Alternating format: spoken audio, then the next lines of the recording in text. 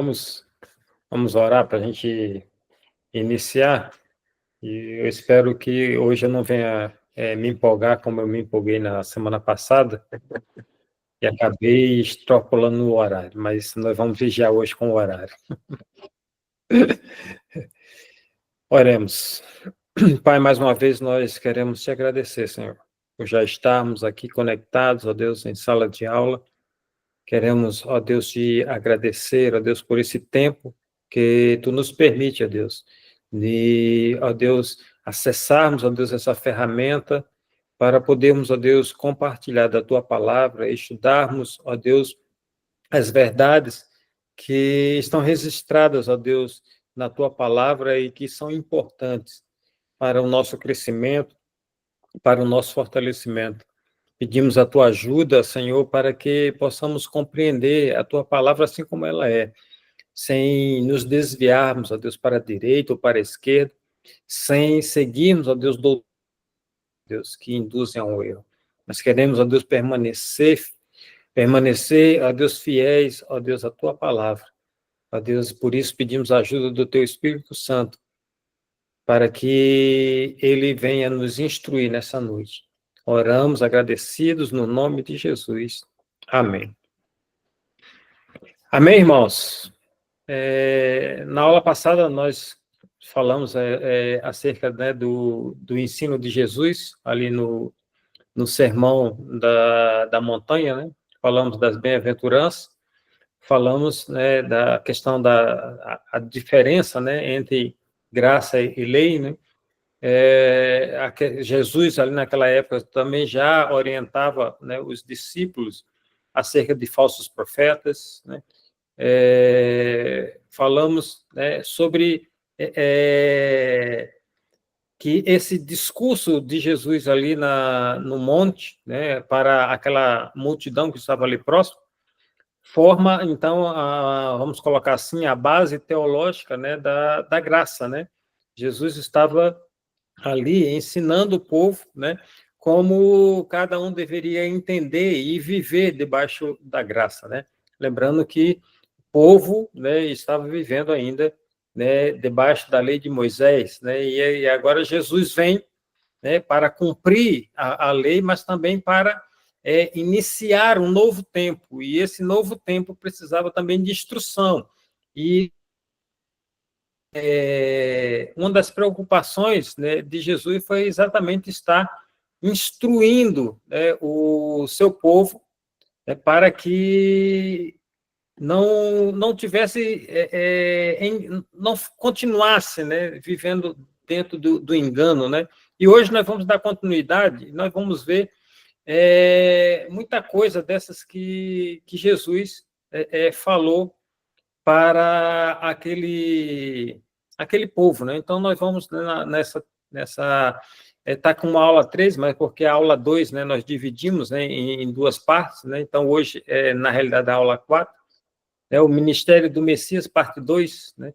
Eu gosto desse texto, né, de Atos 10, 38, que diz, né, como Deus ungiu a Jesus de Nazaré com o Espírito Santo e poder, e como ele andou por toda parte, fazendo o bem e curando todos os oprimidos pelo diabo, porque Deus estava com ele. Então, né, para a aula de hoje, né, nós separamos esses tópicos, né, quebra de paradigma, as viagens de Jesus, os milagres de Jesus, as parábolas e outros ensinos de Jesus. Eu acredito que a gente não entre ainda nas parábolas como um todo, mas se a gente fazer uma introdução sobre as parábolas, mas na próxima aula a gente continua falando aí sobre as parábolas, porque Jesus usou das parábolas, né? E o livro de Lucas, ele é recheado de parábolas, né? Mas nós vamos ver algumas aqui, e o sentido e o porquê de Jesus usar essas parábolas, né? Então, já começando, né, sobre essa parte aqui de quebra de paradigmas, né? E eu acho aqui, irmãos, algo muito importante, né? Porque Jesus ele veio para iniciar uma nova era, né? O povo estava vivendo debaixo da lei, né? E, além da lei de Moisés, tinha também, né, outros preceitos que os homens acrescentavam à lei de Moisés, né? Então, Jesus mesmo criticou os fariseus porque diziam o seguinte: olha, vocês rodam o mundo inteiro para fazer um adepto, né, para transformar um homem em judeu. E quando vocês o transformam em judeus, vocês jogam tantos preceitos em cima dele que não tem como a pessoa sobreviver, né? Em cima de tantas regras, né? E aí ele diz: vocês colocam uma carga tão grande e vocês mesmos não conseguem carregar, né? E aí é sobre isso que eu quero começar a falar, né, nessa aula de hoje, porque primeiro ponto, irmãos, é que Jesus ele andava e ele se hospedava em casa de pecadores. Irmãos, isso vai contra a religiosidade de uma forma assim terrível, né? Primeiro, Jesus não estava. É isso que a gente precisa entender, e por incrível que pareça, a igreja hoje, ela também precisa desse entendimento. Jesus não andava no meio de crente. Jesus não andava no meio de crente.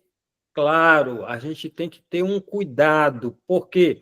Porque é o seguinte: se eu não estou influenciando positivamente aquele grupo que eu ando, então é melhor que eu me afaste. O ideal é que eu seja uma influência positiva na vida daqueles que estão à minha volta, né? Agora, se eu não consigo ser essa influência positiva, então é melhor que eu mantenha, né, o distanciamento. Mas o que eu quero dizer é o seguinte: é que Jesus não dava no meio de crente, irmãos. E se você parar para prestar atenção, irmãos, e eu tenho filhos em casa, né?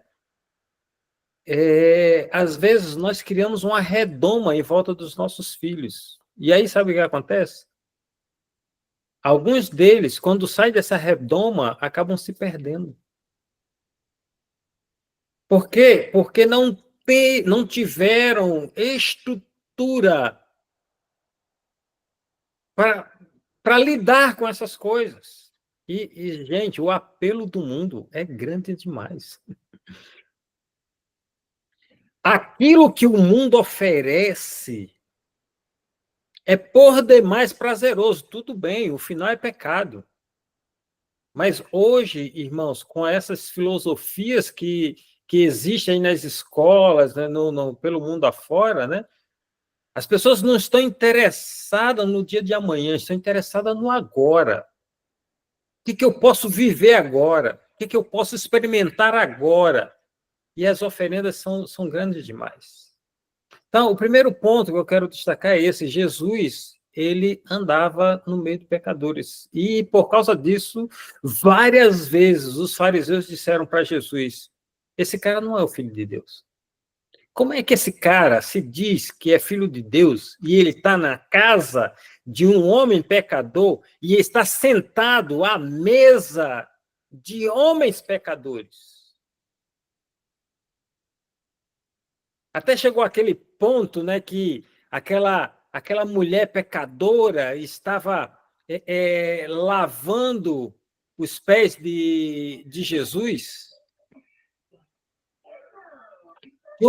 Aquela mulher pecadora lavando os pés de Jesus, né, com as suas lágrimas, ela chorava, né, e estava ali lavando os pés de Jesus.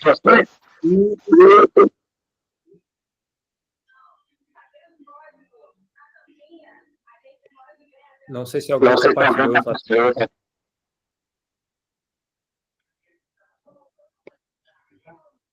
Não, tá dando alguma coisa aqui.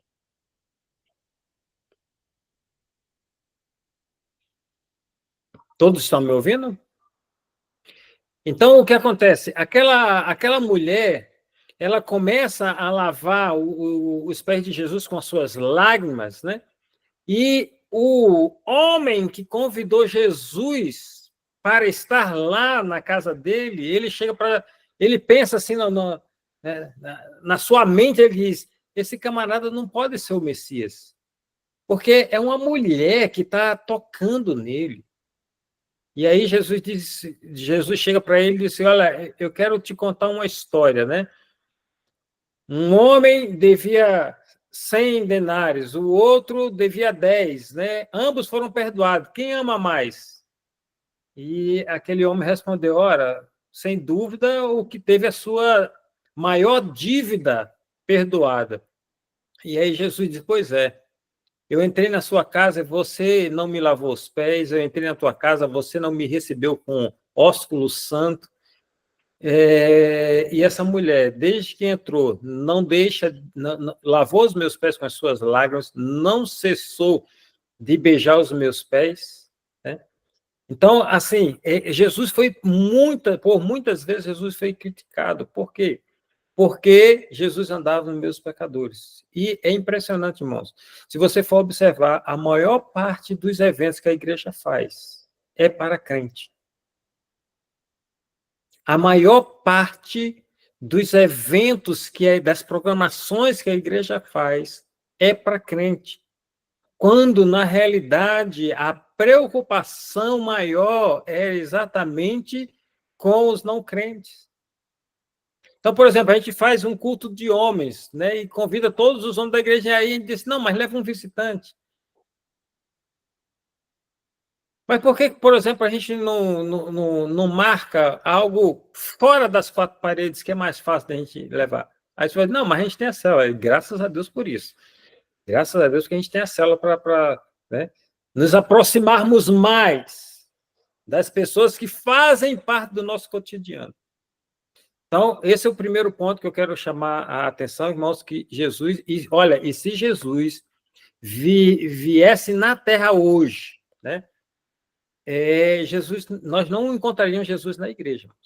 Nós íamos encontrar Jesus na rua, nós íamos encontrar Jesus nas esquinas, né? Nós íamos encontrar Jesus, talvez, né, na porta de um bar, não bebendo, mas ensinando as pessoas que ali estavam, né? Mostrando às pessoas que ali estavam, né, o caminho que Deus traçou para cada uma delas, né? Então, isso é importante. Um outro ponto é Jesus, ele curou e libertou, né, pessoas que estavam enfermas ou vivendo debaixo de opressão num dia de sábado. E, gente, eu acho graça demais quando eu penso nisso, porque quando eu estou lendo os textos, são tão engraçados, irmãos, esses textos, que tem um que os fariseus dizem assim: a semana tem 6 dias, e ele pode fazer isso qualquer um desses dias. Por que que logo hoje essa pessoa vem para ser curada? Gente, chega a ser ridículo, né? E aí Jesus vai dizer o seguinte: olha, o sábado foi feito por causa do homem, não o homem por causa do sábado, né? E aí Jesus vem dizer exatamente o seguinte: olha, eu sou Senhor do sábado. Jesus está dizendo o seguinte: olha, a gente não tem que andar, né, preso a esses preceitos. Gente, pensa bem, chega a ser absurdo, né? Digamos, né, que um de nós, sofrendo de alguma enfermidade ou alguma opressão, sei lá, aí vamos na igreja, aí a pessoa diz: não, hoje não pode, não posso, hoje a gente não pode orar, hoje a gente não pode realizar milagres porque hoje é sábado. Soa até ridículo isso para nós hoje, né? Mas aconteceu lá, e como, né, para nós hoje, talvez algumas coisas soem ridículas e que não seja ridículo para Deus, né? Uma outra coisa que Jesus fez, né? A maior parte do seu ministério não foi no templo, nem nas sinagogas, mas nas ruas, vilarejos e aldeias. Ou seja, Jesus passou mais tempo no meio da multidão do que num templo, de que numa sinagoga. E é interessante, né? Que às vezes tem pessoas, né? Ou cristãos hoje, né? Que só vivem enfiado dentro da igreja, né? E ainda tomam isso como algo grandioso, porque estão exaltando, né? Aquele que vive, reina e é Senhor para todo sempre. Só que elas estão onde Jesus não estava. Vocês compreendem isso? Essas pessoas estão hoje onde Jesus pouco entrou. São poucas as passagens que a gente vai encontrar Jesus num templo, são poucas as passagens que a gente vai encontrar Jesus numa sinagoga. Boa noite, Alexandre. Boa noite a todos. Jesus ele cumpriu o ministério dele na rua, onde estava o povo.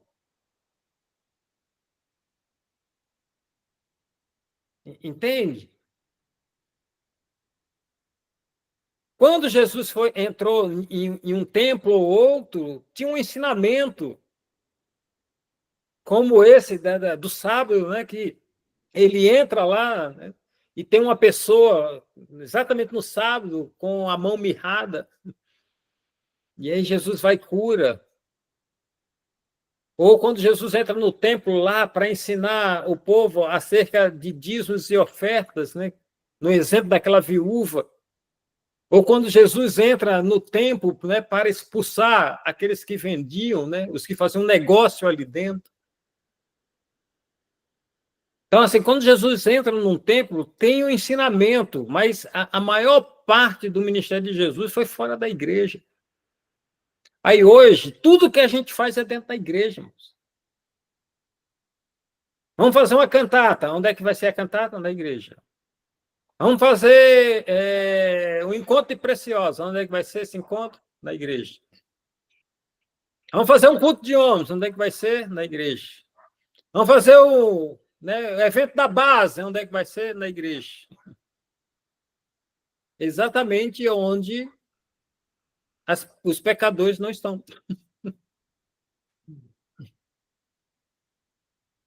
Não que a gente não seja pecador, né? Talvez a gente seja até os piores, né? Mas vamos lá. Jesus ele foi a Samaria só para falar com a mulher. E aqui Jesus quebra vários paradigmas. Primeiro, ele ir para Samaria, porque ele era judeu. E judeu não se relaciona com samaritano. Nós já vimos isso aqui, né? A origem dos samaritanos, como é que quando estávamos estudando lá o Antigo Testamento, no finalzinho, nós vimos, né, como é que surgiram os samaritanos, né? Dessa mistura, né? E aí os judeus, se considerando raça pura, né, não se relacionavam com o samaritano. E aí Jesus vai lá para Samaria para falar com uma mulher samaritana.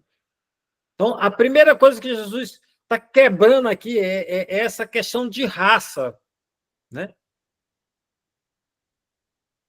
Para Jesus não existe raça, o que existe é humanidade, e a humanidade precisa de Deus, a humanidade precisa de salvação. Pronto, para Jesus é isso que importa. E aí Jesus vai lá em Samaria para falar com uma mulher. Aí o segundo ponto, Jesus falando com uma mulher. E se nós observarmos, né, são vários os textos que falam de mulheres que seguiam Jesus, de mulheres, né, que sustentavam o ministério de Jesus, né? E isso numa época em que as mulheres não tinham vários direitos. E aí Jesus vai quebrar também isso, né? Não é, não, a salvação ou, né, o reino de Deus não veio só para os homens, né? E são várias as passagens de Jesus com mulheres, né? São várias passagens. A samaritana, aquela que, né, há 12 anos vivia, né, sofrendo com fluxo de sangue, as irmãs de Lázaro, a que lavou seus pés com lágrimas. São vários exemplos, né, de mulheres que sustentavam aí o ministério de Jesus, né? Então, Jesus vai lá em Samaria só por causa de uma mulher. E é interessante, irmãos, porque Jesus ele é certeiro naquilo que ele faz, né? Porque Jesus ele conversa com apenas uma mulher. E detalhe, irmãos, não era uma mulher assim, permita-me usar essa expressão, não era lá um exemplo de mulher, né? Humanamente falando. Porque Jesus, olha, tu já teve, né, tantos maridos, e o que você está agora ainda não é seu. Ou seja, né, não era lá um exemplo. E aí Jesus foi só para falar com ela, irmãos. E aí essa mulher, depois de conversar com Jesus, ela volta para a cidade, porque Jesus encontrou com ela no tanque, né, ali que é no poço, que era um pouco fora, afastado da cidade. Aquela mulher volta para a cidade e ela chega na cidade e anuncia Jesus. E diz o seguinte: olha, eu achei aquele homem que os profetas falavam. E aí o povo da cidade vai até Jesus. E aí diz o texto que muitos creram. E eles na testemunha dizendo o seguinte: olha, agora nós cremos porque nós estamos vendo, não é só pelo que você falou, é porque nós estamos vendo. Então, Jesus ele entra, vai, desvia a rota, né, para falar com uma única mulher, e essa mulher ganha aquela cidade, é porque todos aceitam o testemunho de Jesus ali. Uma outra coisa, né, que Jesus colocou exatamente o amor acima de tudo, né? Porque o que o fariseu fazia? Não, é só cumprir a lei.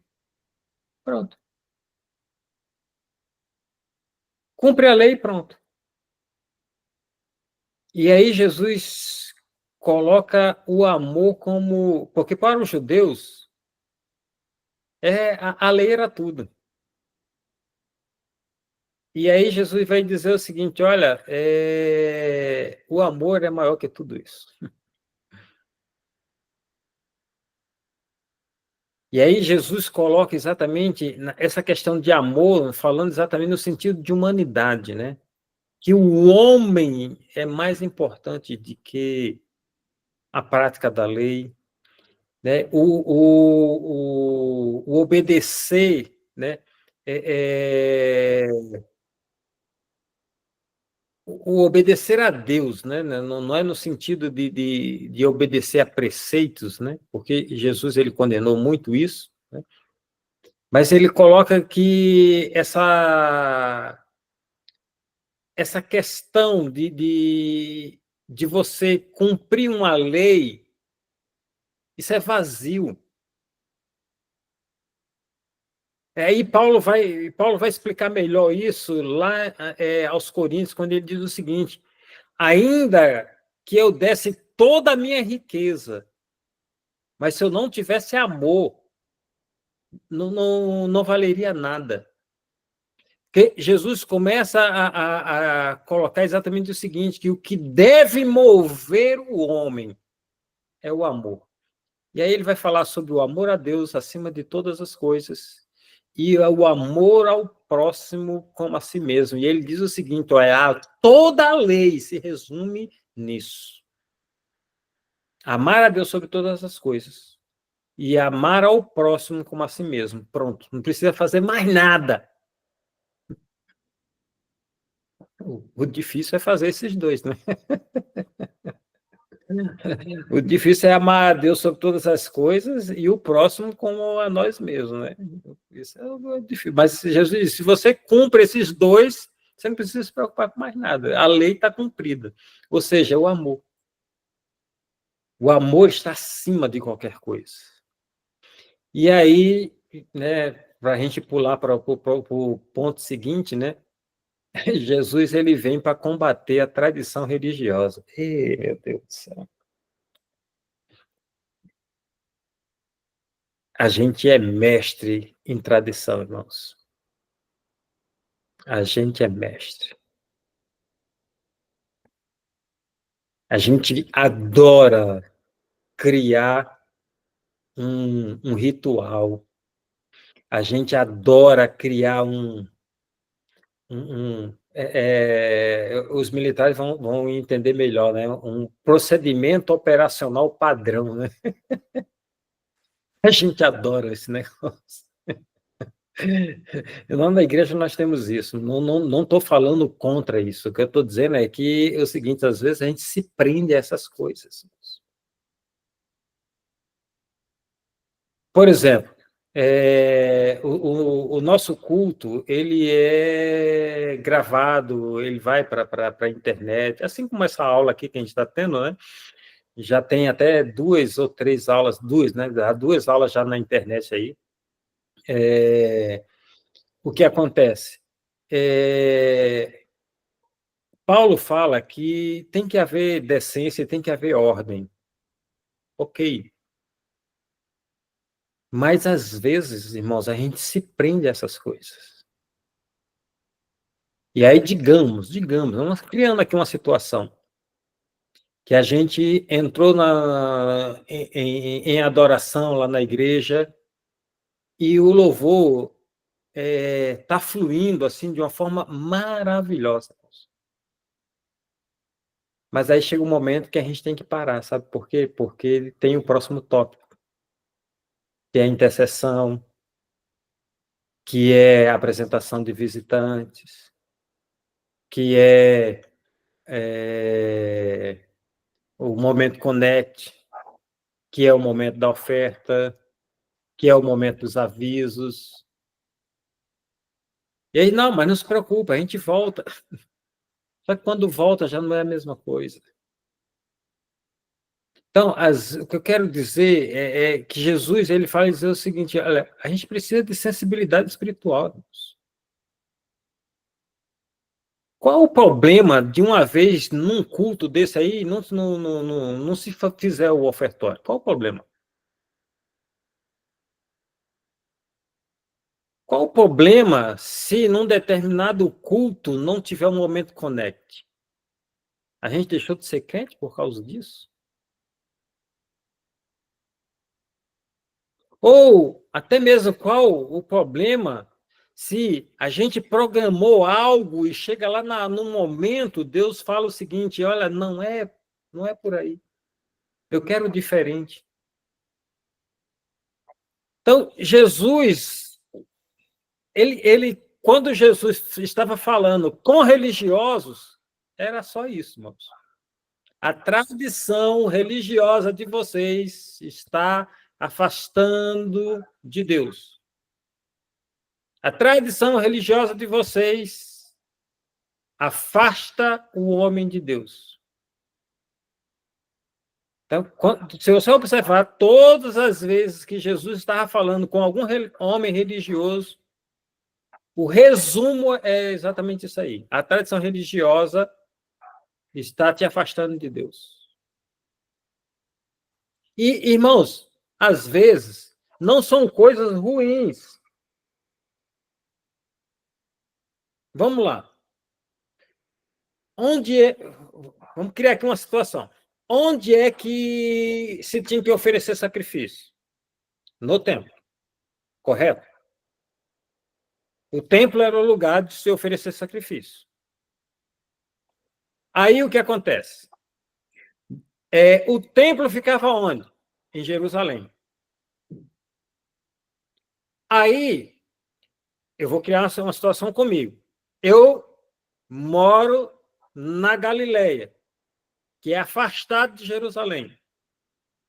Aí, eu tive um filho. Segundo a lei, eu tenho que pegar um bezerro e oferecer esse bezerro em sacrifício. Então, o que eu tinha que fazer? Sair da Galileia, levando um bezerro até Jerusalém, para chegar em Jerusalém, pegar aquele bezerro, apresentar aquele bezerro ao sacerdote, para o sacerdote sacrificar aquele bezerro. Isso é o que está na lei. Aí, para se evitar todo esse transtorno, o que é que os homens pensaram? Cara, você não precisa sair da Galileia com um bezerro. Você sai da Galileia com dinheiro. Quando você chegar em Jerusalém, no templo, vai ter alguém vendendo um bezerro para você, homem. Olha que maravilha. Olha que comodidade. Olha que Jesus chegou e desceu o cerol. Jesus desceu o cerol. Porque Jesus diz o seguinte: olha, vocês estão transformando a casa do meu pai, que é uma casa de oração, em casa de negócios. Irmão, se a gente for bater nessa tecla, ai meu Deus do céu. Quero até. Não quero nem, não estou querendo nem alimentar esse tema, né? Mas uma das coisas que Jesus veio, irmãos, foi combater foi essa tradição religiosa. Irmãos, a tradição religiosa, ela não leva ninguém para o céu. E o que eu chamo a atenção é que, às vezes, irmãos, essa tradição religiosa nem sempre é algo mal, como eu falei. Cara, era cômodo. Cara, eu saí da Galileia com um bezerro, pô, eu saio com dinheiro. Chego lá em Jerusalém, entro no templo. Aí, quem tem um bezerro para vender? Quanto é que é? Quanto é que custa? Faz um negócio ali, está aqui o dinheiro, me dá o bezerro. Sacerdote, vem cá, está aqui o bezerro. Olha a comodidade. Só que, irmãos, a tradição, a gente precisa ter cuidado, porque a tradição, ela não ela não aproxima ninguém de Deus e ela não é a tradição, né, que, como é que eu posso dizer? Se eu deixar de cumprir a tradição, eu estou em pecado. Irmãos, isso não existe. Tradição religiosa, deixar de cumprir uma tradição religiosa não nos leva a ser pecador. A gente não é pecador por causa disso, irmãos. A gente é pecador porque o mal está dentro de nós. Porque a gente pensa mal, porque a gente faz o mal, porque, né, a gente alimenta, né, esse lado pecaminoso que há dentro de nós. Não é pelo fato de, por exemplo, todo segundo domingo é dia da ceia do Senhor. Aí eu não fui no domingo, aí não ceiei, ou eu fui e não quis cear, eu estou em pecado porque eu não ceiei. Não, irmãos, não. Isso é tradição. A ceia é um memorial, é algo que deve ser feito, sim, mas é uma tradição. A nossa ceia, todo segundo domingo, é uma tradição. Assim como várias outras coisas, né? Então, Jesus, ele foi mestre nisso, né? E por isso os homens religiosos não aceitaram os ensinamentos de Jesus. Por quê? Porque os ensinamentos de Jesus iam contra tudo aquilo que também lhes dava lucro. Irmãos, vamos ser bem sinceros também, né?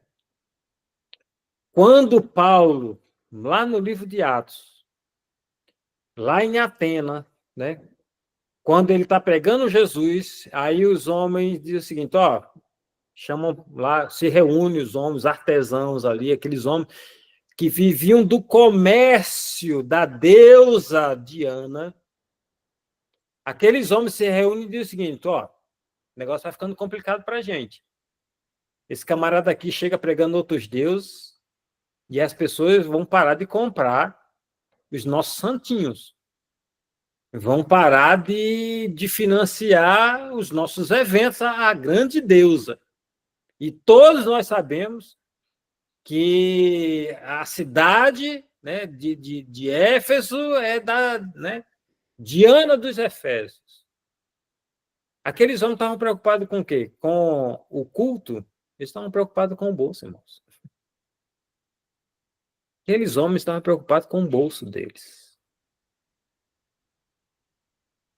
Por quê?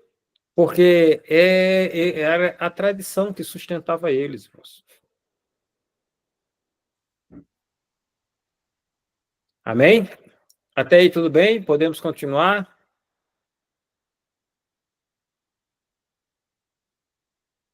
Vou avançar então, porque eu não posso tocar muito nesses pontos, não, irmão, porque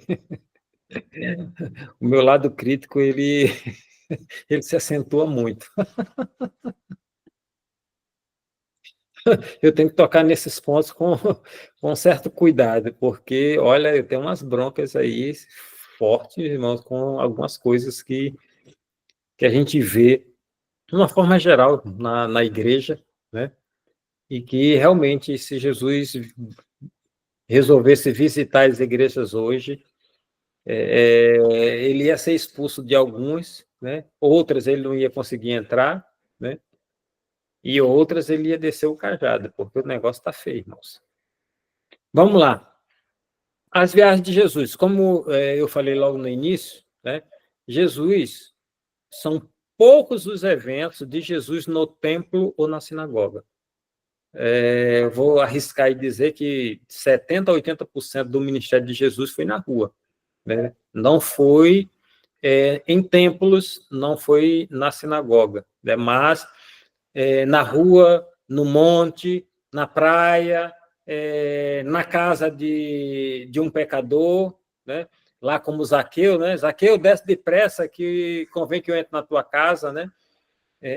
Na casa de Simão, né? Então, assim, a maior parte do ministério de Jesus, lá no tanque de Betesda, né? Foi fora, né? do lugar de adoração, vamos usar essa expressão, né? Então, nesse mapinha aqui, a gente vai verificar aqui, ó, que a maior parte do ministério de Jesus foi na Galileia, que é aqui no norte, aqui, ó. No norte, aqui, exatamente aqui no Mar da Galileia, né, que é o Mar da Galileia é como se fosse o Lago Paranoá, né? É um grande lago, mas ele é muito grande mesmo, né? Então, a maior parte do ministério de Jesus se deu aqui na parte da Galileia, né? Em alguns outros momentos, outros relatos, a gente vai ver Jesus, né, na Judéia, né? Samaria, porque é travessia, né? Mas o cenário de Jesus em Samaria, registrado na Bíblia, né, é daquela mulher que Jesus ali vai se encontrar com ela e depois disso a cidade, né, tem um encontro com Jesus, né? Mas a maior parte do ministério de Jesus foi na Galiléia. São poucos os eventos que Jesus desce para a Judéia, né? Que Jerusalém fica exatamente na Judéia, né? São poucos os eventos. Agora, a última semana de vida de Jesus foi toda aqui na Judéia, né? Jesus desceu para celebrar a Páscoa, né? Nós vamos falar isso, a última semana de Jesus, né? É uma aula aí. Toda essa última semana de Jesus foi aqui na Judéia, nas proximidades aqui de Jerusalém, né? Ele entrava na cidade, passava um momento na cidade, depois ele saía, né, e ficava nas proximidades de Jerusalém. Isso por quê? Porque Jesus sabia, né, que os homens religiosos ali, né, o sinédrio, que a gente falou isso aqui lá no Antigo Testamento, né, entre o Antigo Testamento e o Novo, quando foi formado ali o Sinédrio, né, que eram 70 judeus, né, sacerdotes, né, alguns fariseus, outros saduceus, mais o sumo sacerdote, fazendo assim completando o grupo de 71, né? Então, Jesus sabia que os homens queriam prendê-lo, queriam, né, matá-lo, e então Jesus só veio mesmo para Jerusalém nessa última semana, que já era a hora dele. Então, todo esse território aqui, né, que é conhecido como a Palestina, né, então, todo esse território aqui, Jesus exerceu o seu ministério. Em alguns momentos, Jesus enviava seus discípulos, os discípulos iam de cidades nas circunvizinhanças, né, nas aldeias, pregando, e depois Jesus passava por esses lugares. Por onde Jesus ia, né, ele ia operando sinais e maravilhas. Mas o ministério de Jesus, né, a maior parte foi exatamente aqui no norte, na Galileia, né? Aqui em Caná, onde ele, né, foi o primeiro milagre lá da transformação da água em vinho, né? Nazaré, ali a cidade, né, do seu nascimento, o Mar da Galileia, que tem aqueles eventos por 2 vezes, né, dos discípulos no barco, e o vento começou a agitar e os discípulos acharam que iam morrer, né? Então, a maior parte do ministério de Jesus, né, foi exatamente aqui, afastado do templo, né? São poucos os eventos de Jesus ali no templo.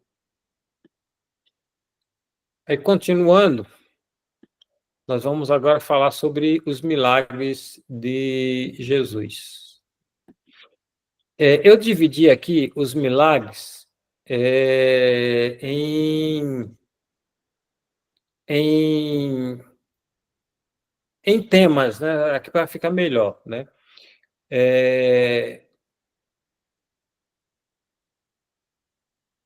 Os milagres que estão... Tem um texto, eu não marquei, eu não localizei, que diz o seguinte, que os milagres que são registrados são apenas para testificar quem era Jesus.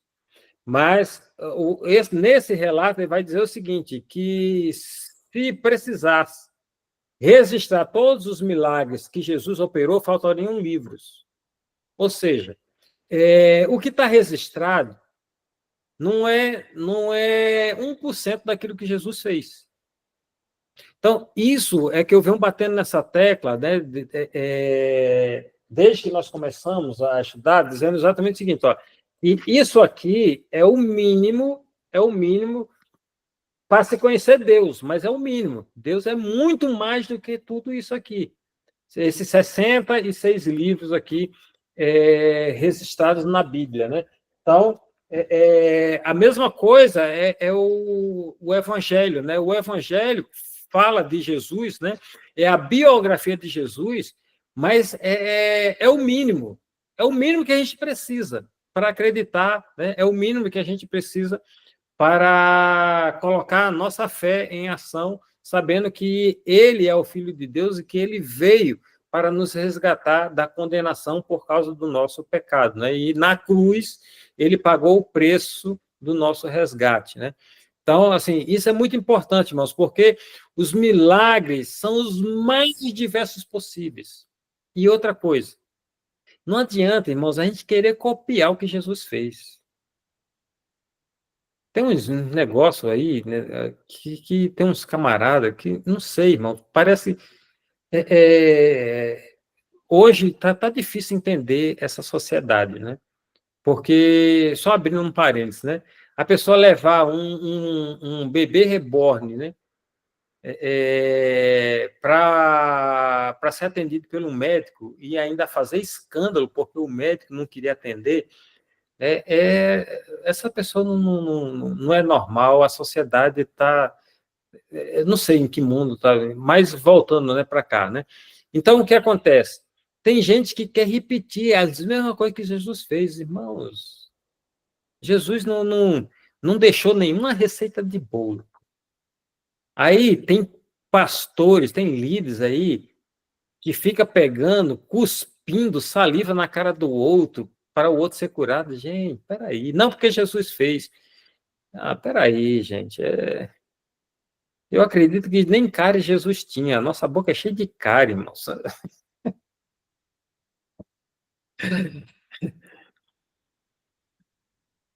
Eu acho que Jesus nem mau hálito tinha, irmãos, mas a gente tem até que falar com uma certa distância, né? Gente, assim, tem cada meninice, cada coisa que. Aí, não, porque Jesus perguntou para um homem demoniado, né, qual o nome do demônio, né? Aí, por causa disso, eu vou entrevistar o demônio. Gente, peraí.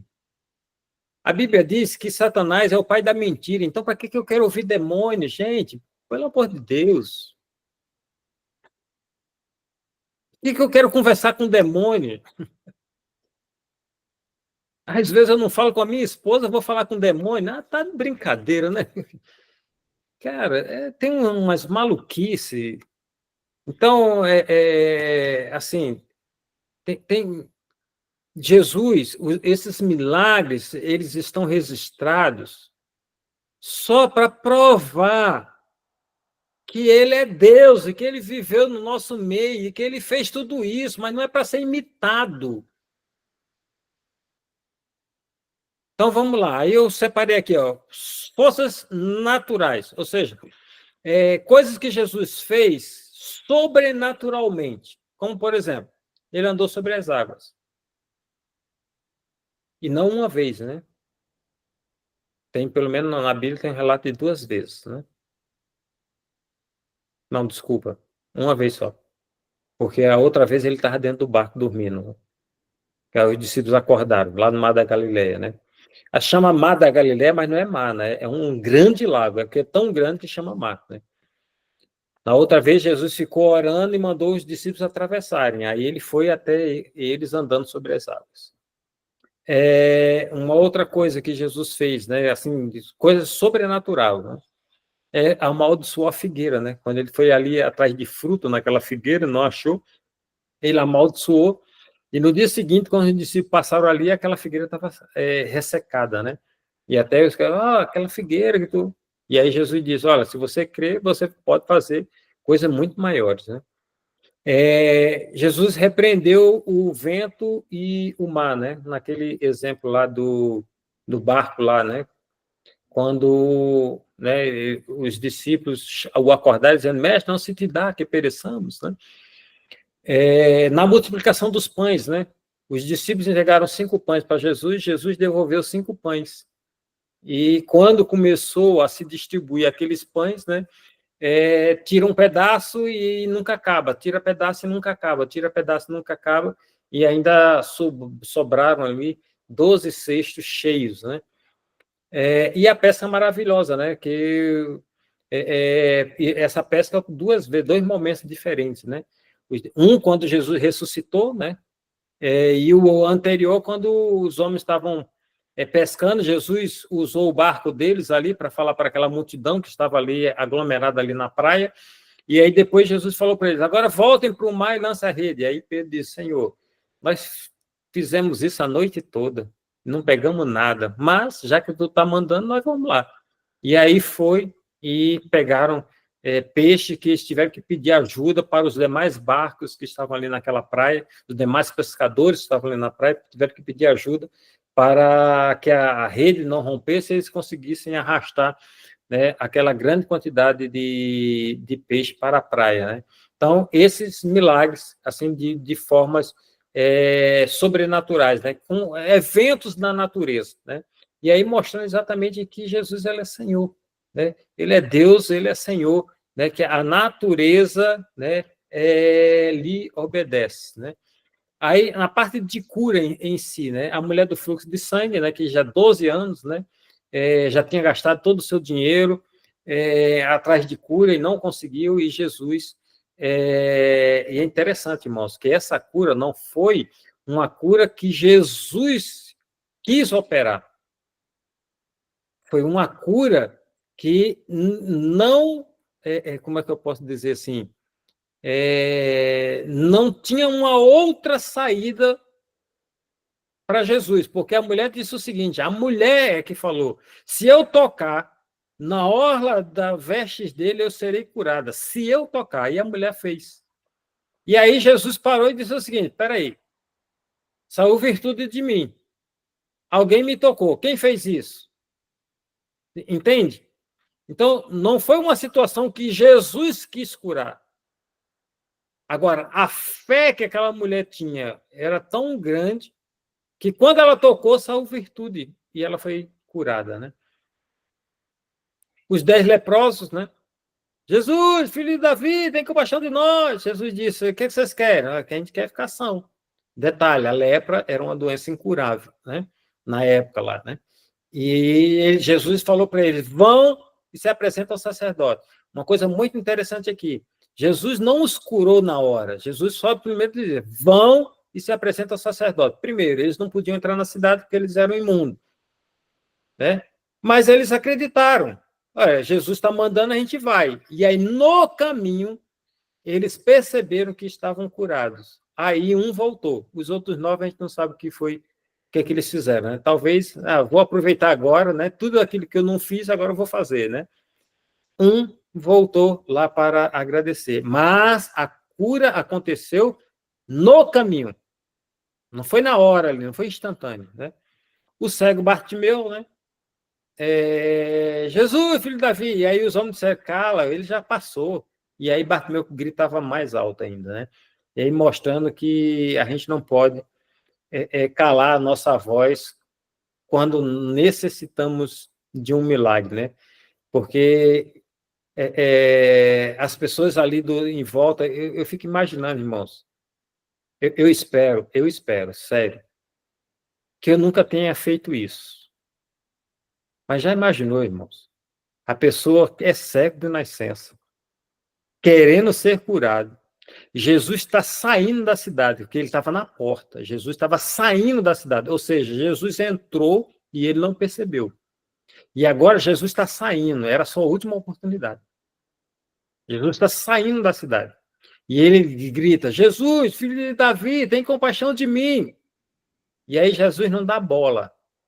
E aí os homens ali em volta, incomodados com aquele grito, chegam para cara, para, ele já foi embora. Gente, eu espero nunca ter feito isso. E se eu tiver feito, eu peço, né? Mesmo sem saber, eu peço perdão ao Senhor, porque é algo terrível. Você impedir que uma pessoa seja abençoada, porque ela está te incomodando. Já imaginou isso, irmãos? Sabe, aí eu vou criar uma situação que é bem comum, né? Aquele bêbado que às vezes chega e começa a incomodar.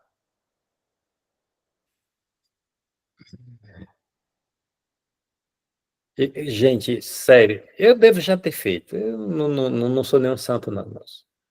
Eu já devo ter feito igual aquela multidão. Olha, silencia, cara, ele já foi embora. Cala tua boca, tá incomodando já. Aquele cara que chega no nosso lado na igreja, né, às vezes até fedendo, né? E aquele cheiro, e a gente começa.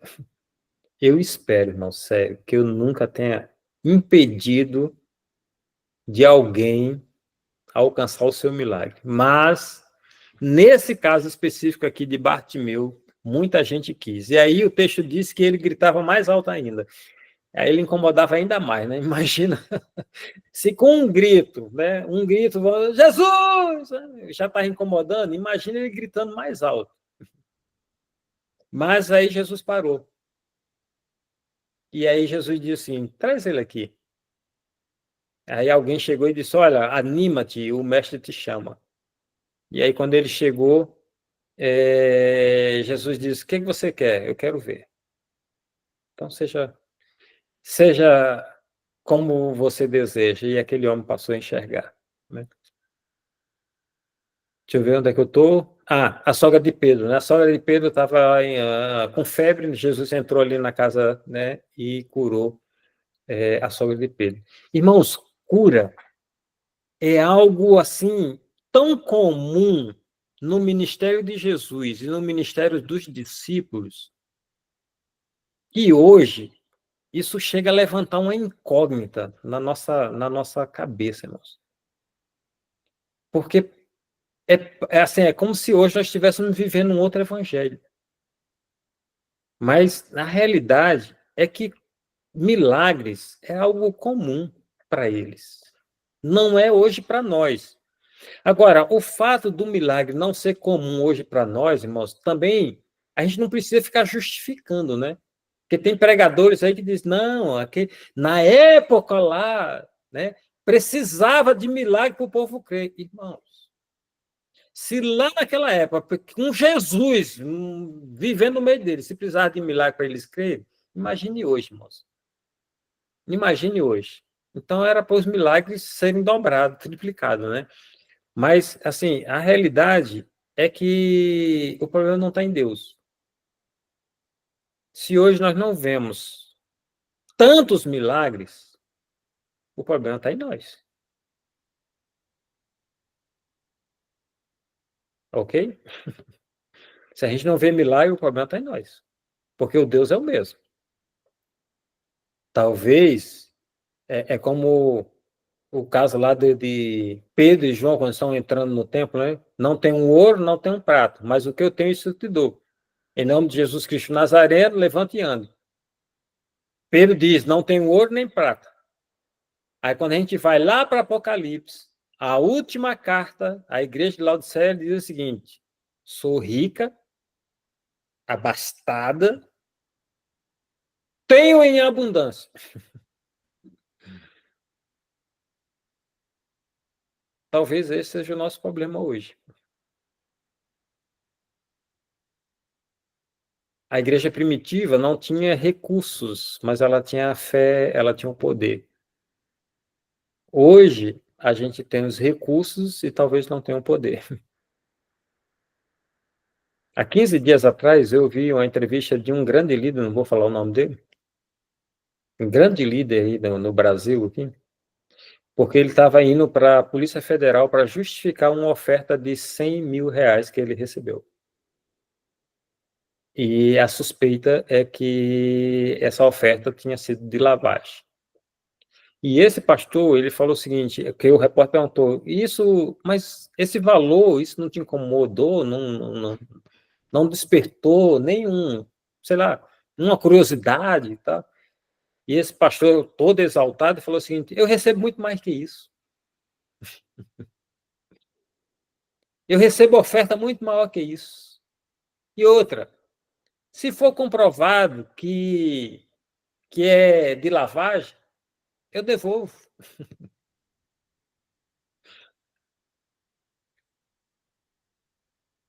Talvez seja esse o nosso problema.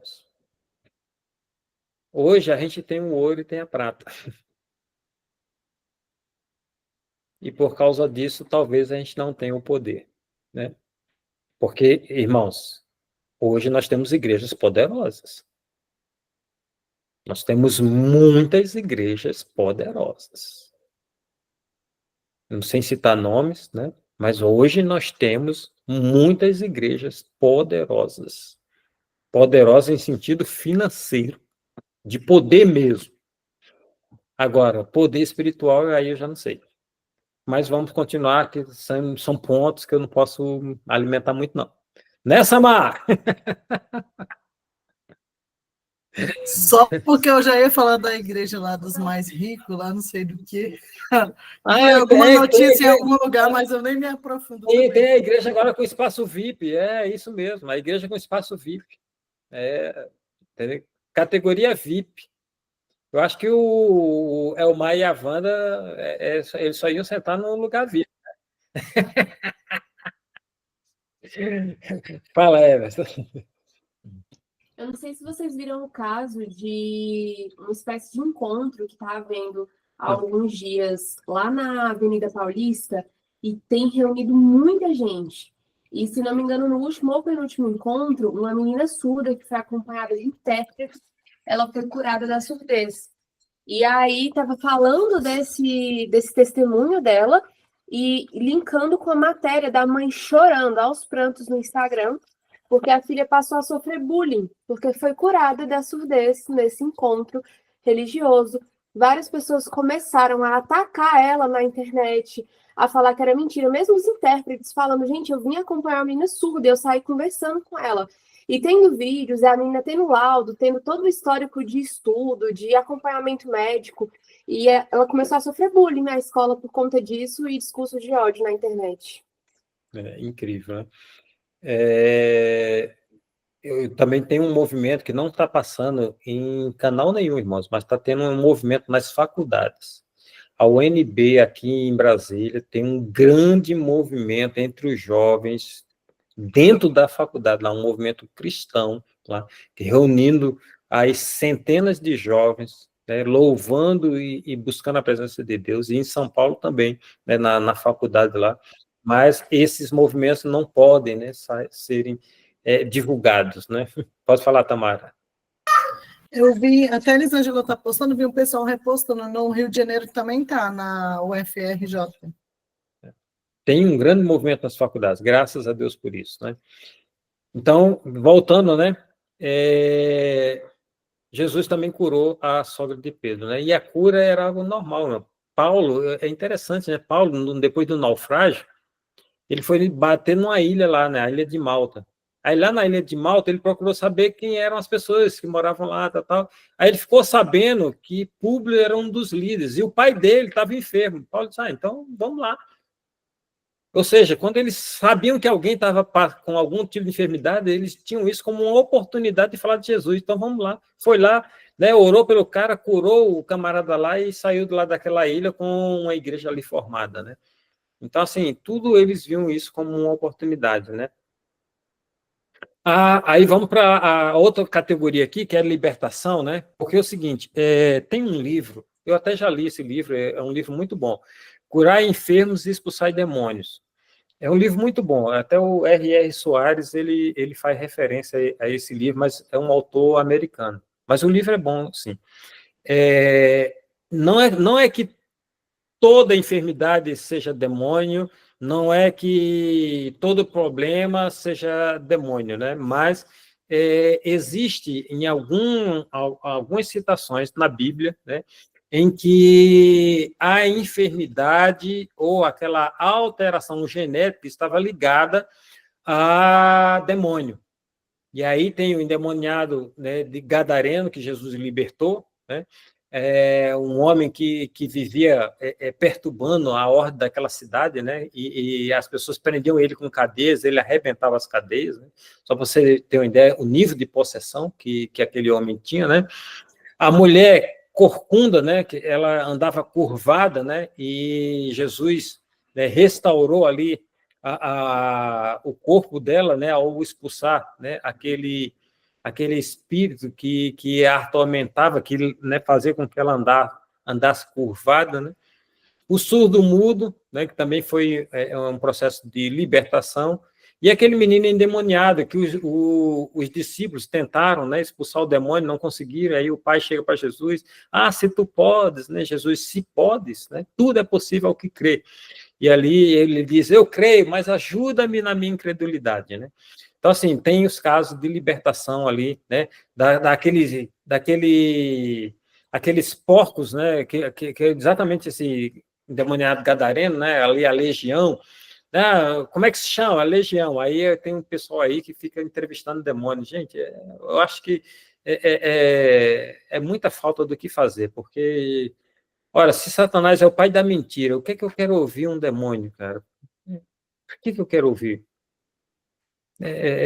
Tem umas coisas assim que entrevista com o demônio, né? E tem até vídeos, irmão, na internet sobre isso, né? Umas coisas assim que.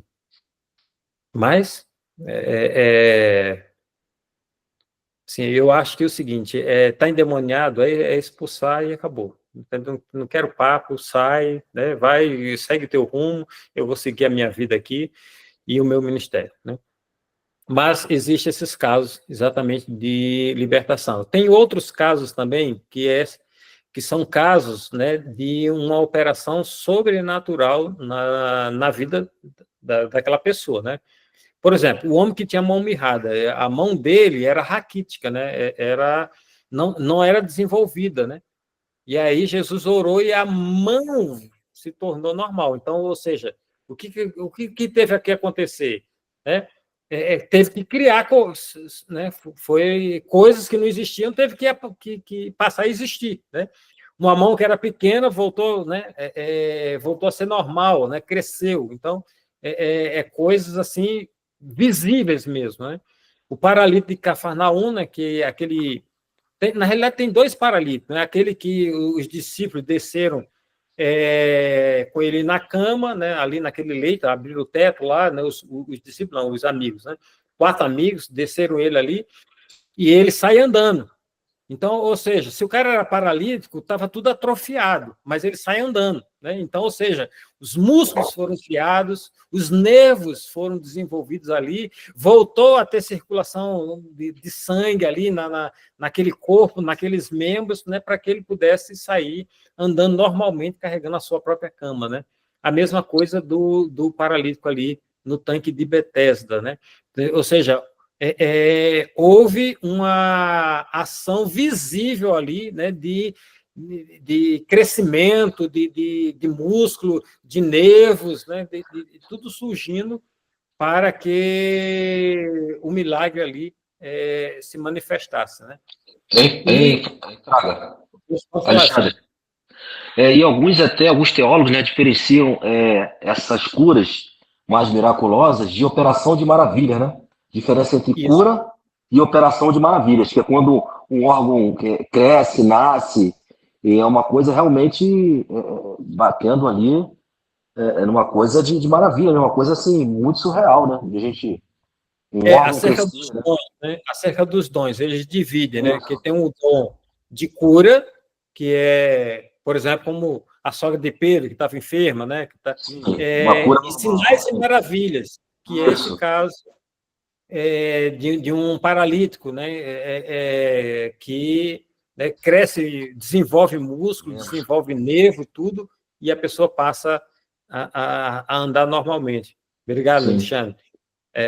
Tem essa, eu vou usar essa expressão, né? Há uma categoria de dons, né? Que separa exatamente os dons de cura, de libertação e de sinais e maravilhas. E aqui, por último, aqui falando exatamente dos feitos de Jesus, eu coloquei exatamente a ressurreição, né? Que é mostrando exatamente o poder de Jesus sobre a morte, né? Porque a filha de Jairo havia morrido, o povo já estava chorando lá, e foi exatamente quando Jesus estava indo ver a filha de Jairo, que aquela mulher do fluxo de sangue tocou nas suas vestes, né? E foi curada. Jesus chegou lá na casa e disse: olha, a menina dorme, né? E todos riam de Jesus, né? E aí Jesus chamou, né, para o interior lá da casa, né? O pai, a mãe, Pedro, Tiago e João, né? E entraram ali, e Jesus ali deu ordem àquela menina, e a menina se levantou, né? Lázaro também, né? Já era 4 dias, né? Marta falou, né? Já cheira mal, já é 4 dias. E Jesus disse: se creres, verás a glória de Deus, né? E aí mandou retirar a pedra, e Jesus deu ordem dizendo: Lázaro, vem para fora. E Lázaro saiu andando todo enfaixado, né? Então, assim, ele já estava morto, né? E tornou a vida, né?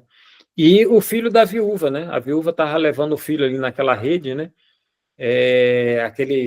O pastor Claudio já pregou sobre isso, né? O encontro ali eu vou usar essa expressão, né? Ele usou outra expressão, mas eu vou usar essa expressão, né? O encontro de 2 procissões, né? Uma procissão celebrando ali a vida, né? Que é aqueles homens que estavam junto a Jesus, e aquela procissão que estava ali celebrando a morte, né? Porque estavam levando o filho daquela viúva para ser enterrado. Né? Quando Jesus chegou, tocou naquele corpo e o menino retornou à vida, né? Então, assim, os milagres de Jesus, eles aconteceram em todas as áreas, né? Mostrando exatamente que ele é Deus, que ele é Senhor, né? E que tudo está debaixo do seu domínio. Amém, irmãos? Podemos continuar? Amém.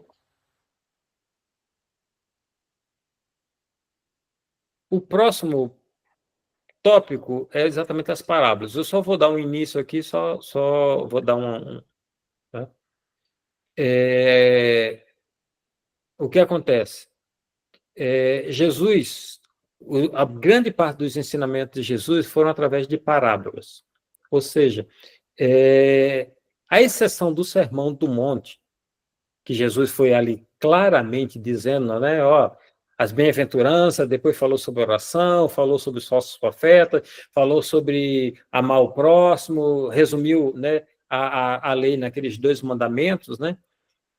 A exceção desses ensinamentos, a maior parte dos ensinamentos de Jesus foi através de parábola, ou seja, Jesus usava coisas do cotidiano para trazer ensino. Aí, o que acontece? Esses ensinos estavam...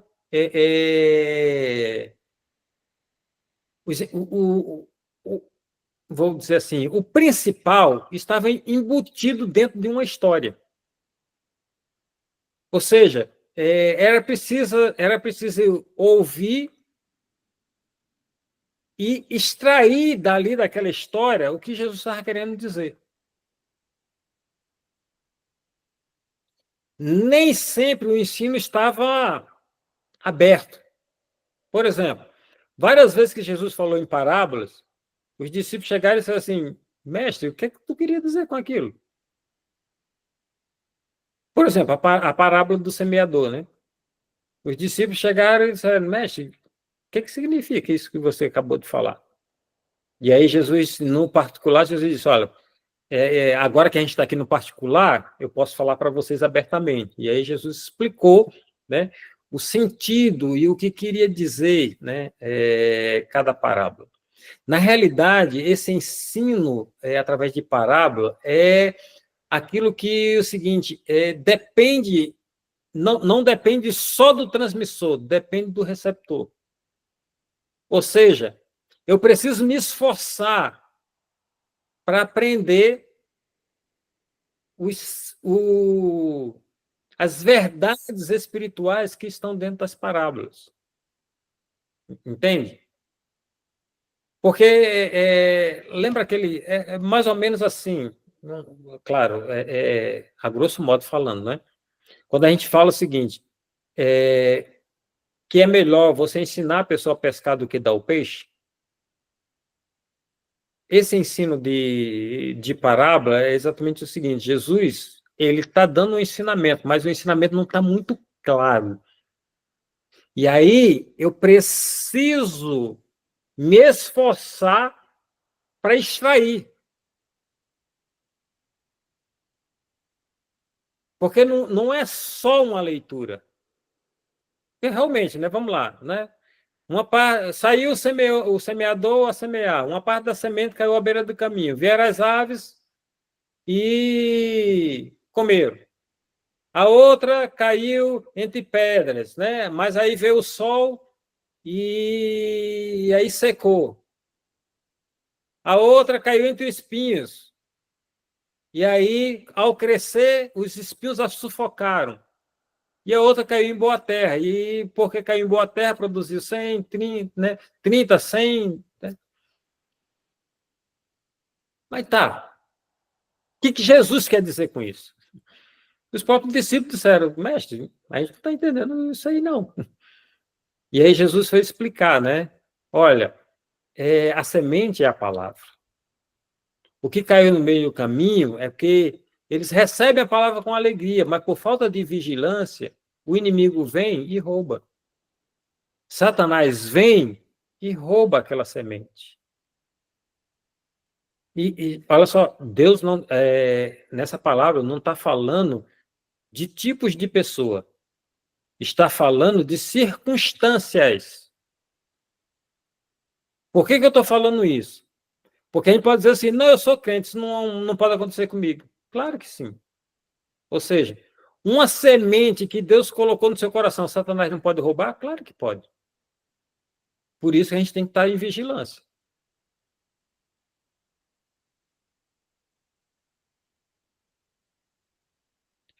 A que caiu entre pedras chegou a produzir alguma coisa, mas o calor, né? E aí Jesus vai explicando, né? As circunstâncias da vida, né? A dificuldade, quando surge uma dificuldade, aí a pessoa vai largando aquilo, né? Porque, por exemplo, quando eu dava aula no seminário, a primeira pergunta que eu fazia no primeiro dia de aula, por que você está aqui? Todos diziam a mesma coisa. Eu quero aprender, é direção de Deus para a minha vida. 2 meses depois, a turma já estava reduzida a quase 50%. E aí, quando eu encontrava esses irmãos na igreja, eu perguntava para ele, vem cá, Deus mudou? Porque se Deus direcionou você para fazer o seminário, por que você não está em sala?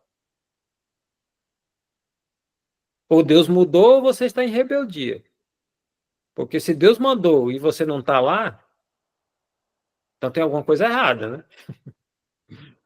Mas é por quê? É porque, irmãos, a gente acha que tudo é uma maravilha, irmãos. Entendeu?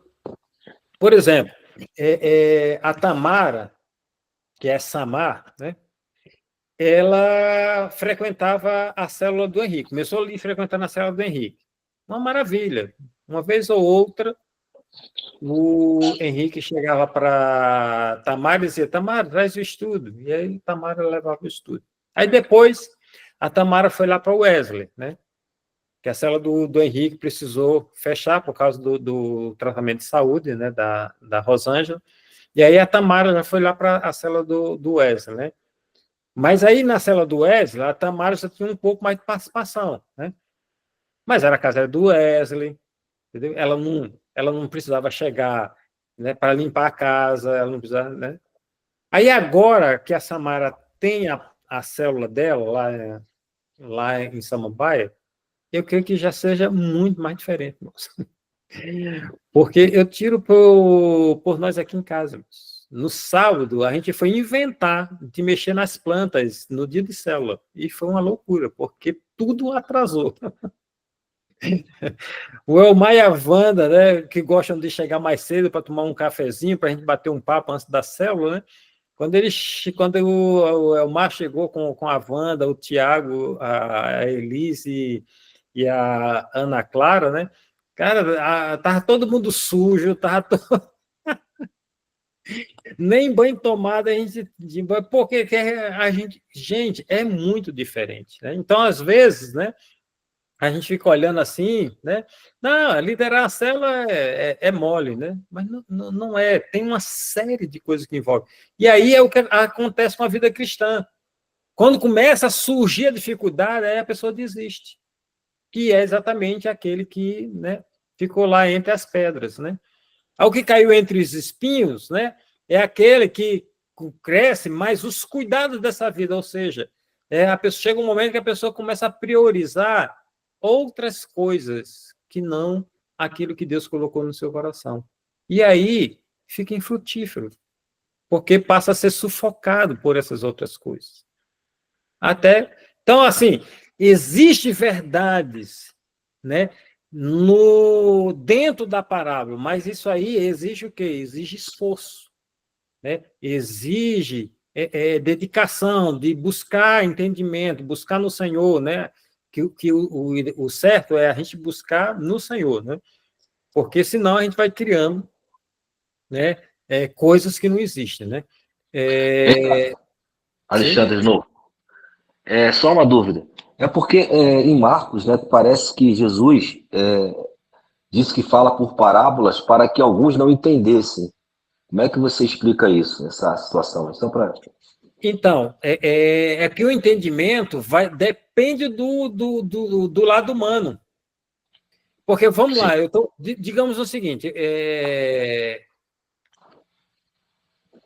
uma pessoa chega e fala assim, cara, eu estou enfrentando estou enfrentando uma dificuldade. Aí você chega para essa pessoa e diz o seguinte, tá, então vamos fazer o seguinte, não se preocupa não, todo mês eu vou te dar uma cesta básica. E se essa cesta básica for suficiente para aquela pessoa, o que é que ela vai fazer? Vai relaxar. Eu chegar para a pessoa e dizer o seguinte: olha só, eu tenho uma vara de pescar lá em casa, tem uns anzóis, tem isso, aquilo, outro. Eu vou te dar então para tu ir atrás do peixe. Ou seja, se o cara quiser comer, ele vai ter que fazer alguma coisa. O caso da parábola é que é o seguinte: Jesus ele enviou, né, ele deu o ensinamento. Só que o ensinamento está nas entrelinhas. E aí eu vou ter que gastar tempo para entender. Eu vou ter que me esforçar. Eu vou ter que buscar, né, em Deus para eu compreender, porque senão vai ser só uma historinha. Pode falar, Tamara. Isso daí linka muito com o que você falou, Fraga, que Deus, que Jesus está além da Bíblia, né? A gente tem que estudar a palavra, sim, tem que aprofundar o nosso conhecimento. Mas também, sem a intimidade com Deus, é só um livro que você vai ler. Você não vai ter a revelação, né? A inspiração que é de Deus ali, e eu acredito, né? A gente entende que a palavra é viva. Então, Deus tem um ensinamento todos os dias para nós, tem um conselho, tem algo para nos revelar na sua palavra. Eu acho que está mais ligado a isso, não sei. E assim, eu levo muito para esse lado humano, né? E assim, o ensinamento foi dado, mas a riqueza do conteúdo ele está embutido ali. Só que eu tenho que esmiuçar, eu tenho que cavar, eu tenho que, né? Depende de mim, né? Para me apropriar desse ensinamento, né? Depende do homem também, porque, por exemplo, o juiz iníquo, né, que é o 10 aqui, o que é essa parada do juiz iníquo? É uma mulher viúva, que ela tinha uma causa, e o juiz simplesmente não julgava a causa dela. E aí o que ela fez? Todo dia ele ia lá, batia na porta daquele juiz. Minha causa, minha causa. E o juiz... Chegou um momento que o juiz ficou tão invocado que falou o seguinte: cara, eu vou resolver o caso dessa viúva só para ela deixar de me importunar. E o que Jesus... Qual é o ensinamento disso aí? É a oração. E aí Jesus vai dizer exatamente o seguinte: ora, se vocês que são maus, né? Imagina Deus ao ouvir uma petição sua. Então, ou seja, Jesus falou, contou uma história, mas a verdade, né, o ensinamento nessa história é mostrando o valor da oração, né, de nós termos, né, uma prática diária de oração diante de Deus, né, dizendo o seguinte: olha, tudo o que passa na vida, na mente, nos seus desejos, torne tudo isso conhecido de Deus através da oração.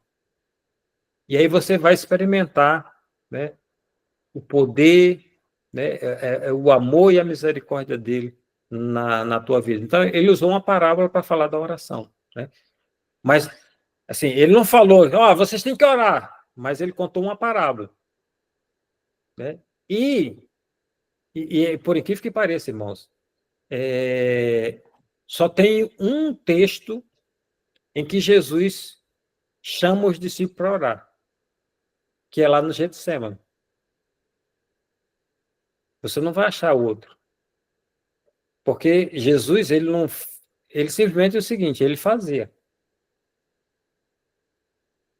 E é só que no Getsemane ele estava em agonia, e aí ele falou assim: gente, vigia comigo aqui, porque o negócio está feio. E mesmo assim os discípulos dormiram, né? Não vigiaram. Porque também é o seguinte, aquele momento era de Jesus, não era dos discípulos, né? Amém, irmãos? Alguém quer colocar alguma coisa? Eu já vou parar por aqui, aí a gente continua na próxima aula, porque eu não vou me empolgar como eu fiz na aula anterior e a Márcia teve que puxar minha orelha. Ainda bem que ela não está hoje aqui. Pode falar, eu não sei se é essa ou é a Simone. Ou a Simone, desculpa, é a Isabela.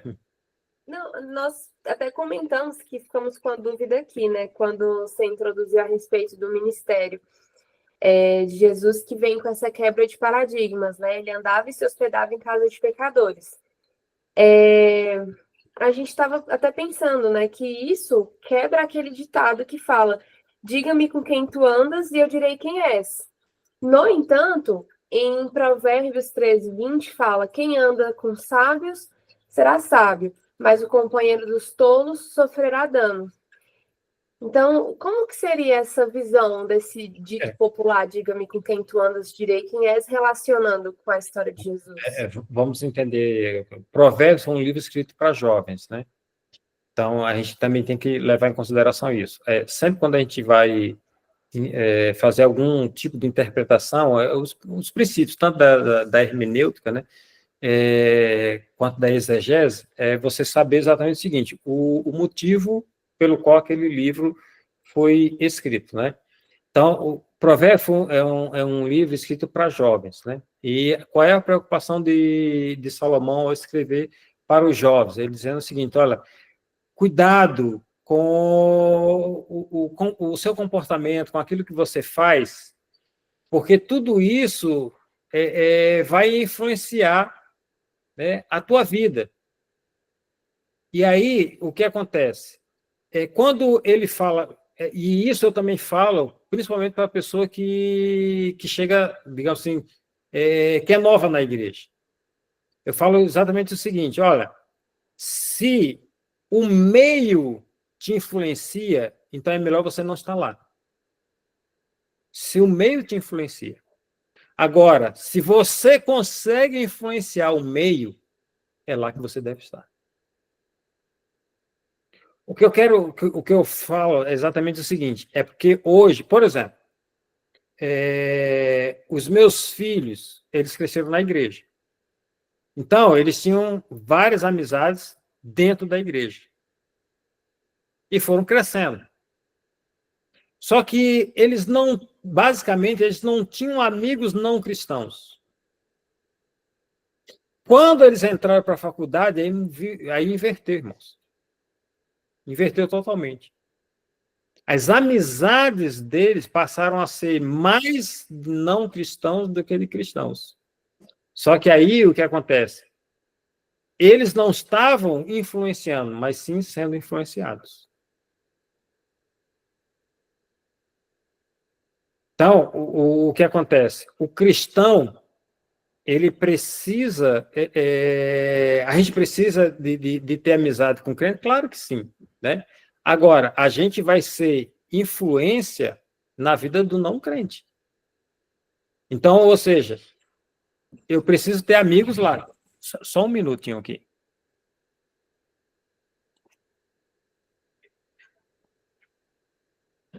Oi.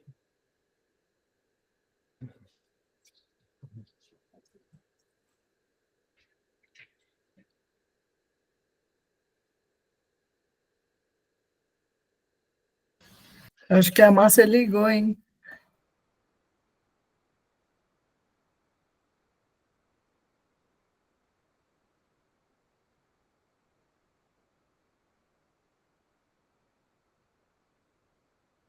Nádia, estou com saudade de você.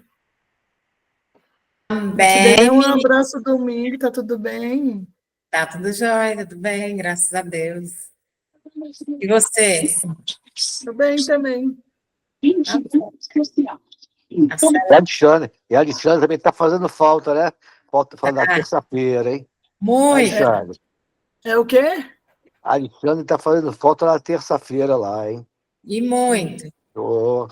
Sabrina, Alexandre, Helena. Estão se escondendo do frio, Alexandre?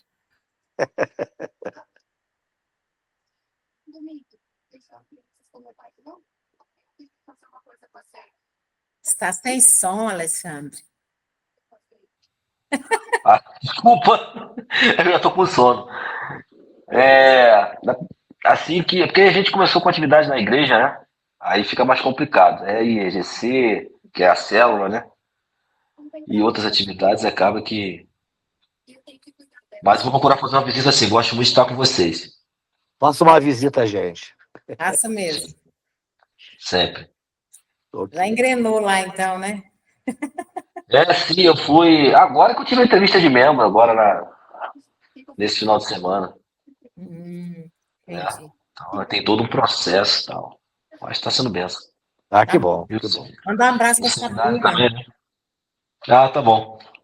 O seminário também, né? Então, muita coisa. Sim, que bom.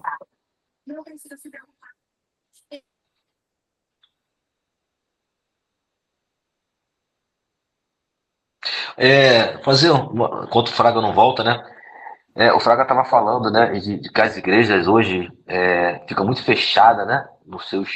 Seu tempo não sai, né? E a gente mais da antiga aí pegou a parte de evangelismo em praça, né? Em rua, né? Essas coisas todas. Eu estava pensando, sabe o que é isso? Muitas das vezes a gente quer ver o resultado, irmãos. E Jesus não está preocupado com o nosso resultado, ele quer o nosso ID. Se a gente evangelizou 1000 e só se converter um, não interessa. Deus, é Jesus, que vai estar na conta de Deus pra gente, o de Jesus são os 1000 que a gente evangelizou, não um que.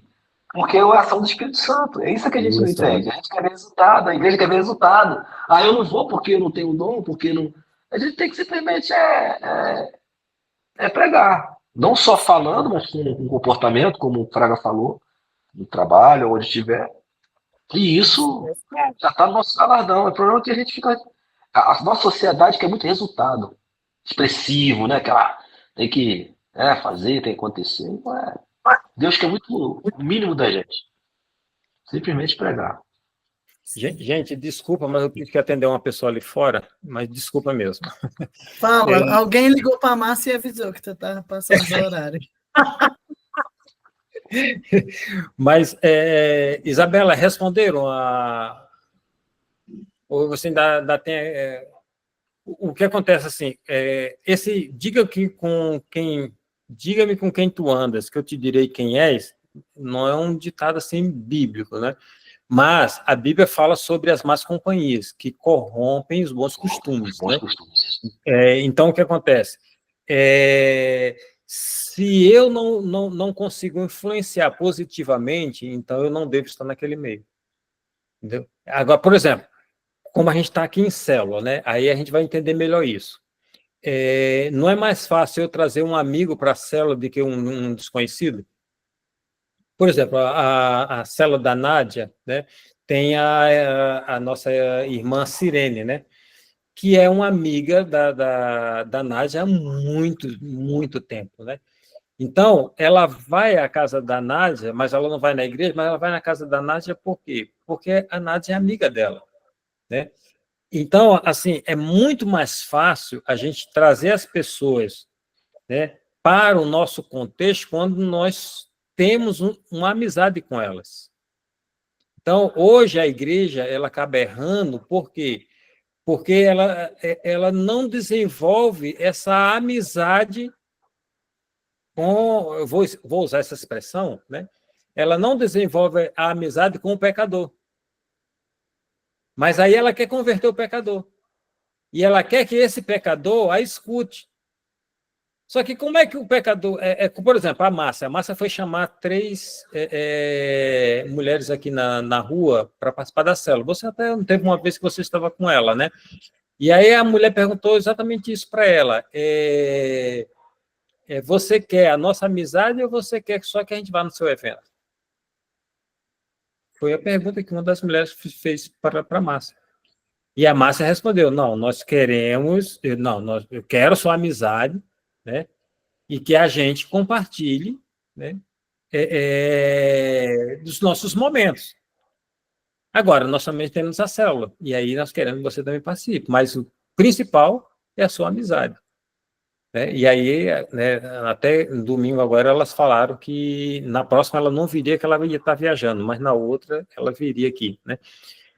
Então, assim, a igreja, às vezes, ela erra nesse aspecto, porque ela se isola.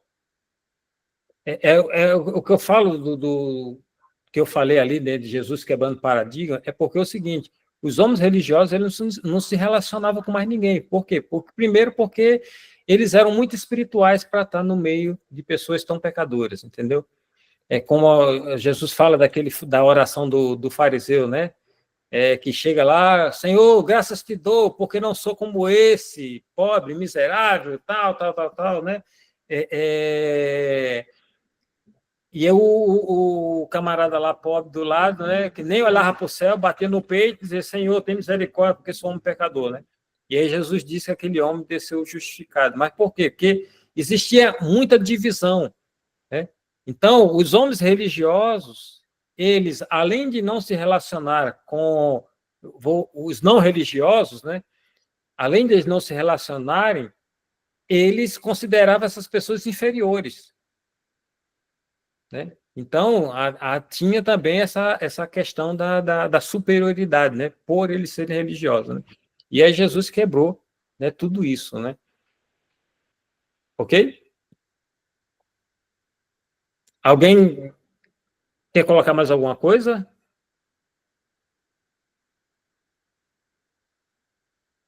Não? Podemos encerrar então, para eu não ser, minha orelha não ser puxada de novo?